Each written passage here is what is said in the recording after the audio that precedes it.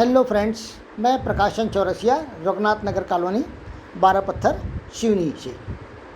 आइए आज हम इतिहास विषय के अंतर्गत उज्बेकिस्तान में जन्मे क्रूर आक्रांता, लाखों लोगों की हत्या करने वाले तैमूर लंगड़ा, जिसे इतिहास में तैमूर लंग के नाम से भी जानते हैं, उसके संबंध में हम इस वीडियो में अध्ययन करेंगे।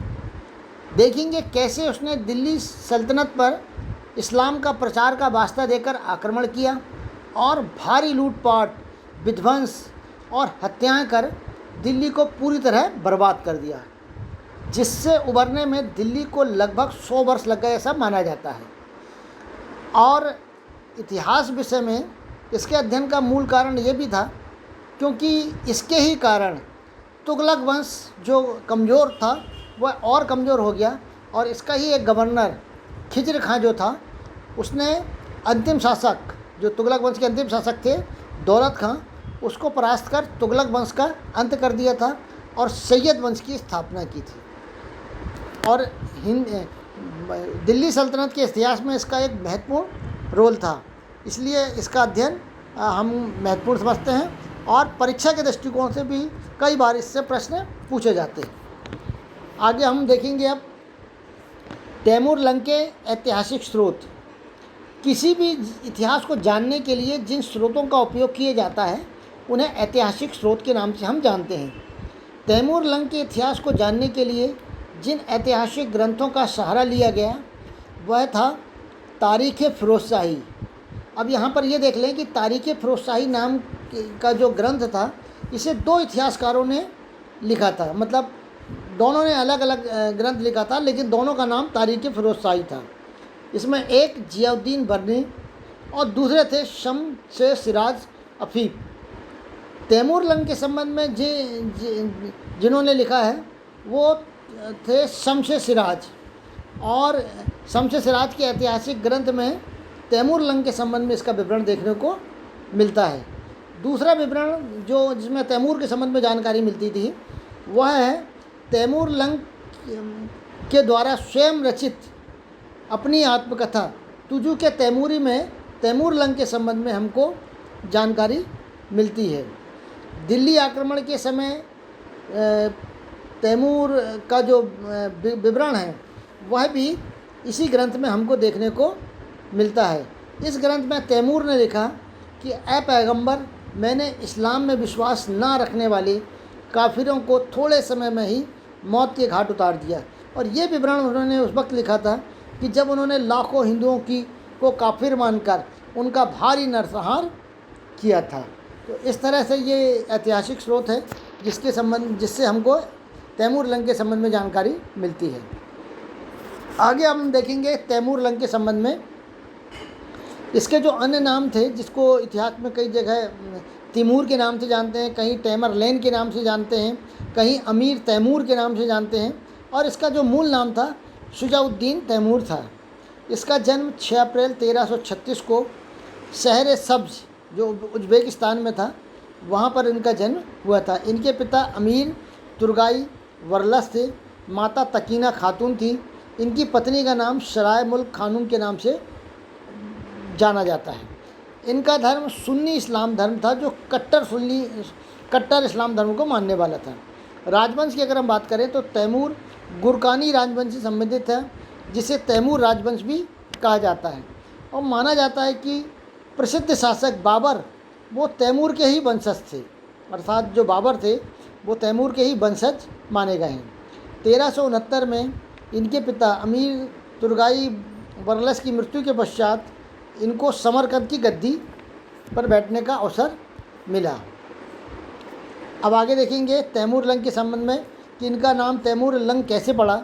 माना जाता है कि तैमूर सिस्तान में घुड़सवारों का सामना करते हुए घोड़े से गिर गया था और उसके समय इसके दाहिने पैर में चोट आई थी और वह जीवन भर फिर लंगड़ाता रहा।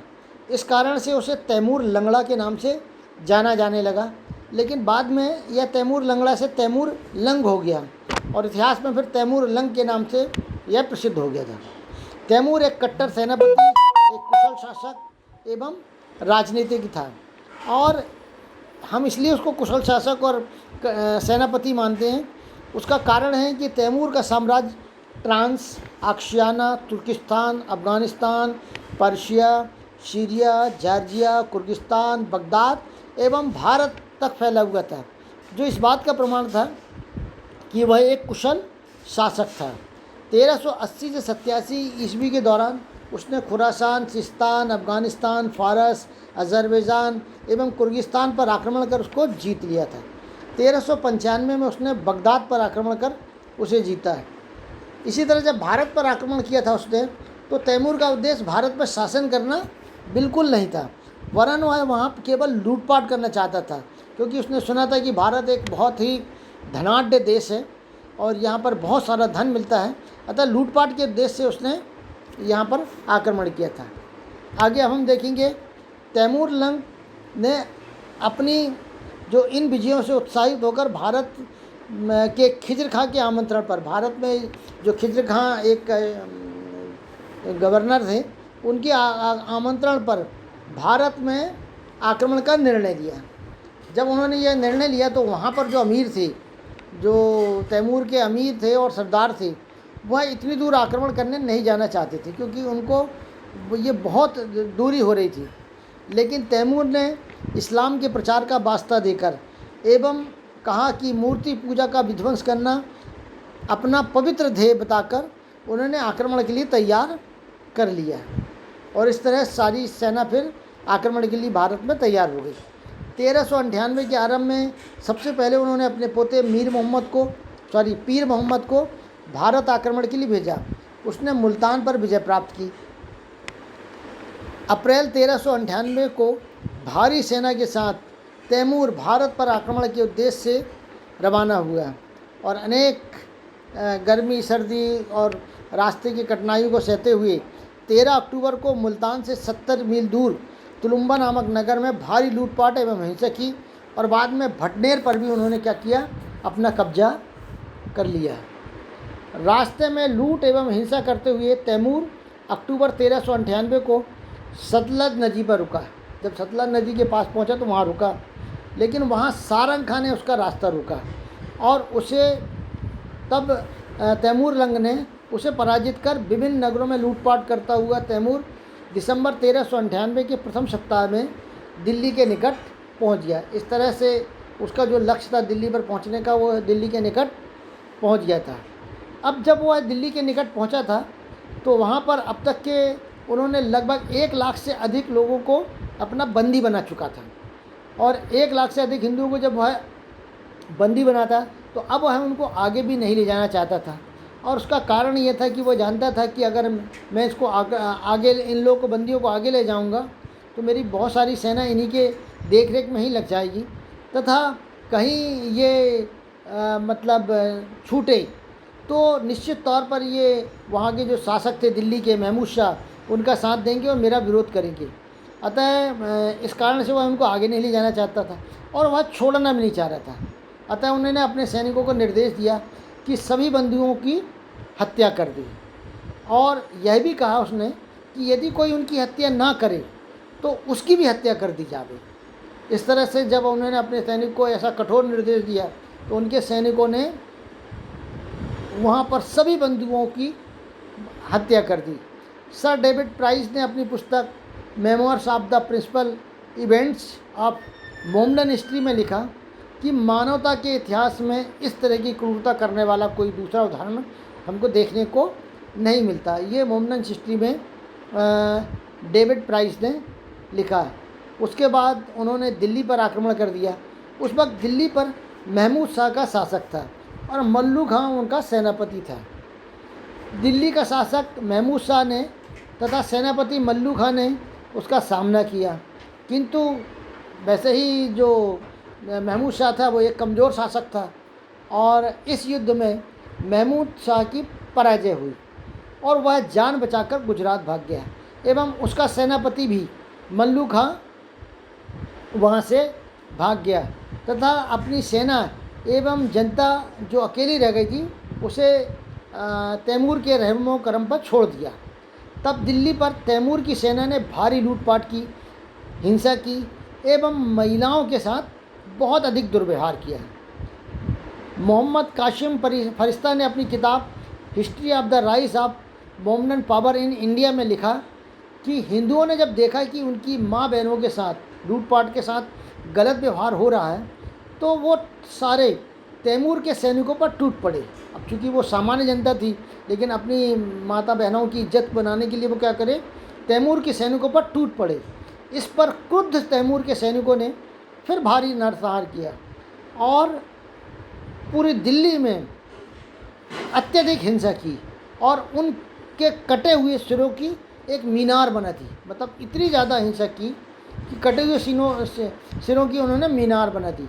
माना जाता है कि लगभग 15 दिन तक ये तैमूर दिल्ली पर रहा, लोगों की लाखों लोगों की निर्मम हत्याएं करता रहा, भारी लूटपाट की, तोड़फाड़ की और इन 15 दिनों में जो दिल्ली थी वो एक समृद्ध दिल्ली से खंडहर दिल्ली के रूप में बदल गई थी और चारों ओर लाशों का अंबार लगा हुआ था। इसके पश्चात लूट का सामान लेकर तैमूर वापस समरकंद लौटा। वापसी के समय उसने खिजर खां को पंजाब एवं ऊपरी सिंध का गवर्नर नियुक्त कर दिया।